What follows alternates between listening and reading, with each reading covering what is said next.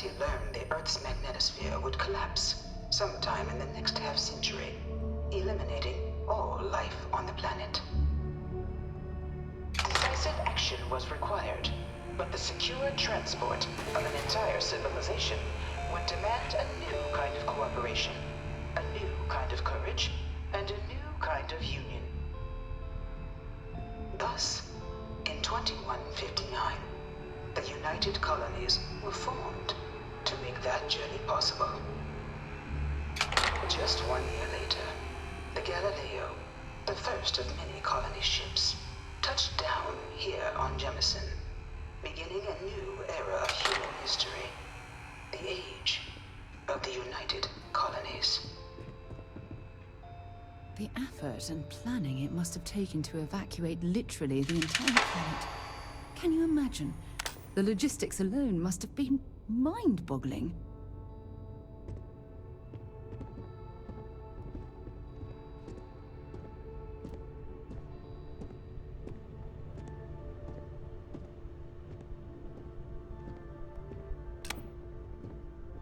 From their foundation, the United Colonies strove to provide all their citizens with opportunity, security, and peace.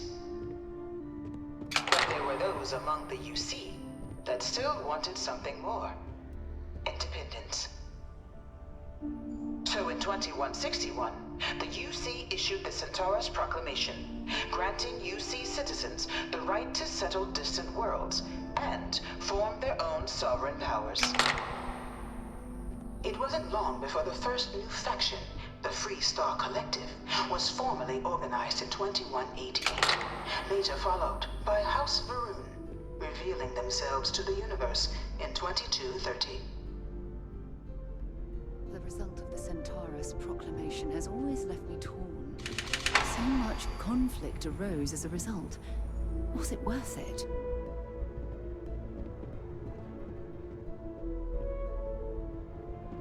It was only in 2230 that the faction known as House Varun first made contact with the rest of the settled systems.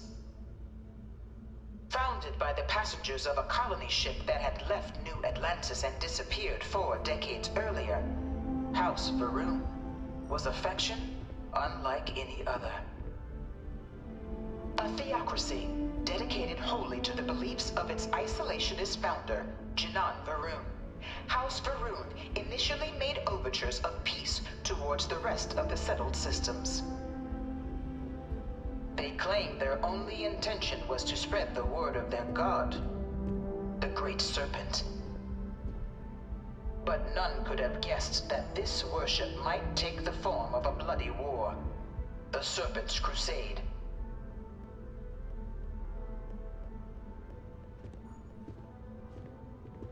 The Freestar Collective was initially founded in 2188, when the citizens of Aquila banded together with the pleasure city of Neon in mutual defense.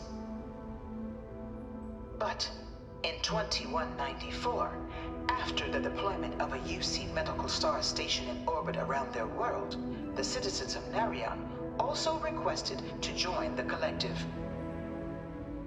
The resulting rise in tensions between the Freestar Collective and UC culminated in the settled system's first intergalactic conflict, the Narion War. Despite a decisive victory by the UC, the colonies permitted the citizens of Narion to join the collective, forming the basis for the fiercely independent union that persists to this day.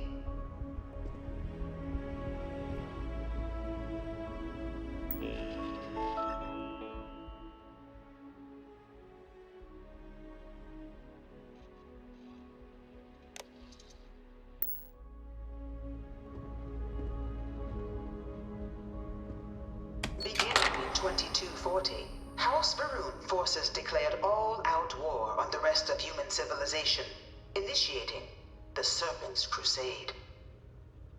Over the next 23 years, thousands of Freestar, UC, and independent souls were killed by agents of House Varun in the name of their serpent god. It was only with the death of their founder in 2263 and the succession of his heir, Jarek, that House Varun finally sued for peace. There remains, however, select members of House Varun who refuse to recognize the cessation of hostilities their leaders established. Even after House Varun's mysterious disappearance, these zealots remain a threat to all who encounter them. Their pacification, a goal of all space.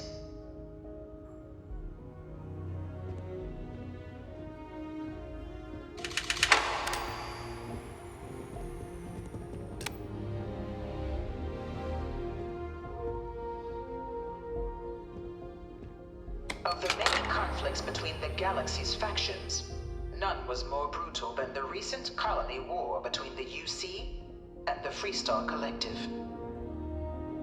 Set off by the unauthorized Freestar colonization of Vesta's Pride in 2308, a direct violation of the Nerion Treaty, the colony war spread quickly across the galaxy. Both sides deployed every tool at their disposal.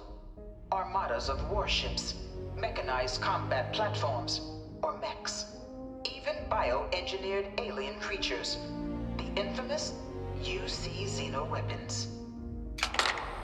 It was only in 2311 at the Battle of Cheyenne that the scales finally tipped. The Freestar Collective, utilizing their civilian fleet as a human shield, successfully crippled the superior United Colonies Navy. After their shocking victory against the galaxy's greatest navy, the Freestar Collective offered terms of peace, which the colonies, out of an interest in staving off any further human costs, accepted. The galaxy has been rebuilding ever since.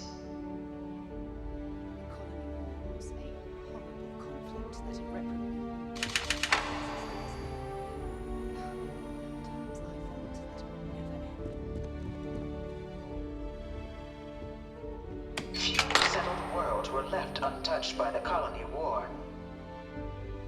But nowhere could the viciousness of modern warfare be seen more clearly than on the Freestar planet of Nera. Initially occupied by invading United Colonies forces as a forward operating position, repeated attempts to take and retake the planet by collective forces led only to devastation. Swaths of the world were transformed into scorched husks, a nightmarish testament to the depths of human ingenuity and human cruelty. And today, Nera remains a continuing reminder to the horrors of unfettered war.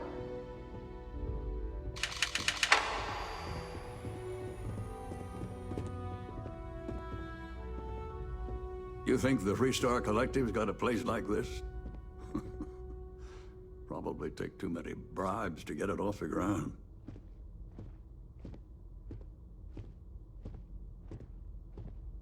I really hope this is just a phase. No one knows how they move between planets. I wonder if they can grav jump or something.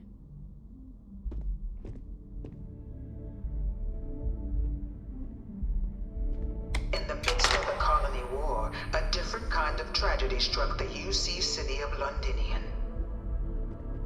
A newly constructed but critical supply center for the United Colonies' war effort, Londinian found itself overrun by one of the galaxy's most mysterious predators, the Terramorph. A rare but pervasive threat to all human-settled worlds, Terramorphs swept over the city, seemingly out of nowhere, on a scale never before seen in recorded history.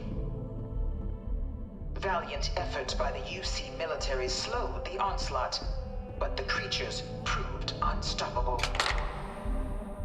Ultimately, the decision was made to destroy the Londinian spaceport, sealing off the city, the outbreak, and its citizenry from the galaxy at large. The tragedy of Londinian is mourned by the UC to this day.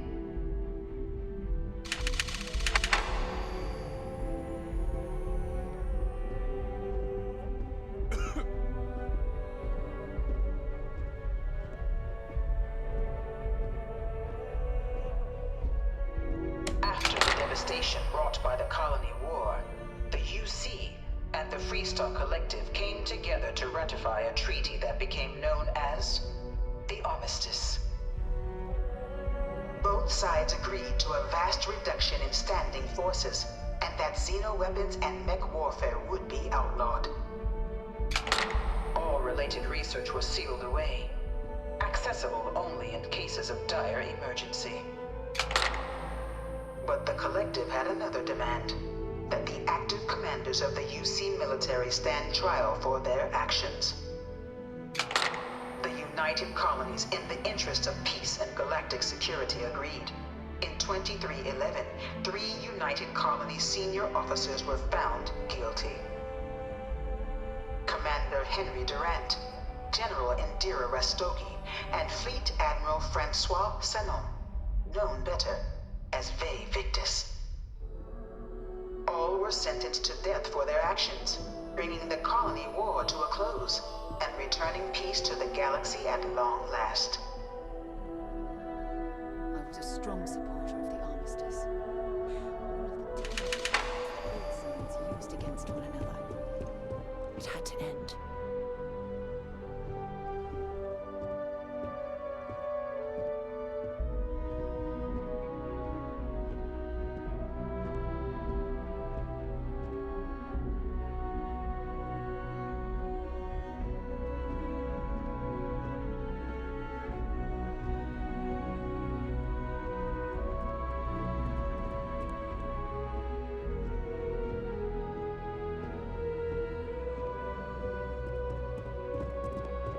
It was into this new world that the Vanguard was born. An official branch of the UC Navy, the Vanguard is the United Colonies Volunteer Fleet, serving a myriad of security, logistical, and reconnaissance roles. And after a sufficient length of service, UC citizenship is guaranteed to every Vanguard member. Open Please to don't all touch the captains, displays. regardless of origin, the Vanguard is leading the charge to protect and support the citizens of the United Colonies, wherever in the galaxy they may be.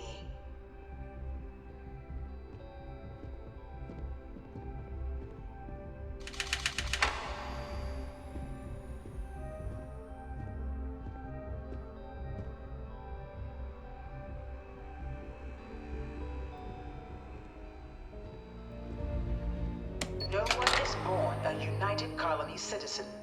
Only through service to the UC can one hope to earn one's citizenship. But the UC prides itself on taking care of its people. Cost of living controls mean citizens pay less than their foreign counterparts for needs big and small. All citizens are issued a grant upon joining to get themselves on their feet. And only UC citizens have the opportunity to purchase property, getting the chance to live in one of the most beautiful cities in the settled systems. By joining the Vanguard today, you too can begin earning your place here, in the heart of galactic civilization, as a citizen of the United Colonies.